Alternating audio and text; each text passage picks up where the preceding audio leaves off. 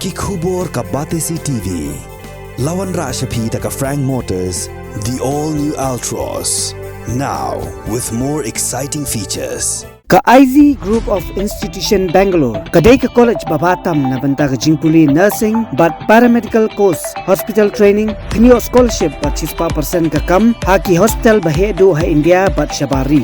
Na banta ka jingpuli, ka jingsiyo ka baret but pila bandaj puli, daka education loan, pila urban chukol hau number, kandai nyo, saw, san rio pranon, lani kandai pran rio laisan, an riway kandai pran.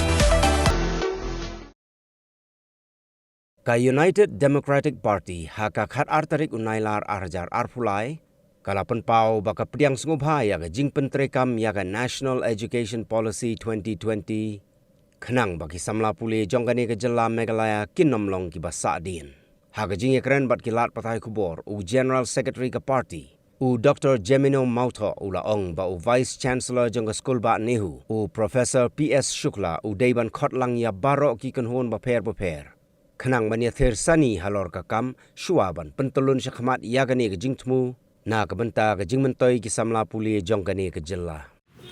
Yeah, I think we cannot lag behind. No, I think NEP has to roll. Our state has to move forward also. But there may be problems here and there, and I think the nitty-gritty of this issue relating to the NEP.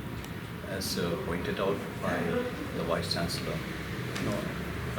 all the stakeholders has to come together so that we can move forward. Problems will be there. When any new thing is being introduced, any reforms is being introduced, there will be difficulties. But we have to move ahead. We cannot lag behind.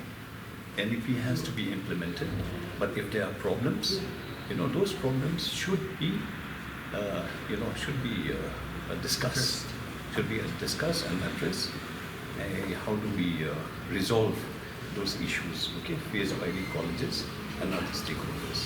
Itu kapor choice-based credit system rulai itu lah di mana Pyntreikam Tekan ni haka NEP ru lalong hi kutai kelayan hi naga tuhi kamde ko ba ban kebatmai di syong ba mangi im dai ban suki pelan ban le ke ke state Nomor latangi kuah ini ban kentiu ya kan ke education sector atas state ke jungi ihab ban ya chakmat kemo mentan ki jingi ki tuan ni mo lara kawan kan nu ke jengkelah ban kelah itu kan reform ki jingi ni kita lah coba ngilangkan ban overcome ngini ban address kan kita angta ban jingi ngini ban persyaratan overcome jadi katakan kamu pada bahkan ke NEP bentar ayat dah koi ke ayo no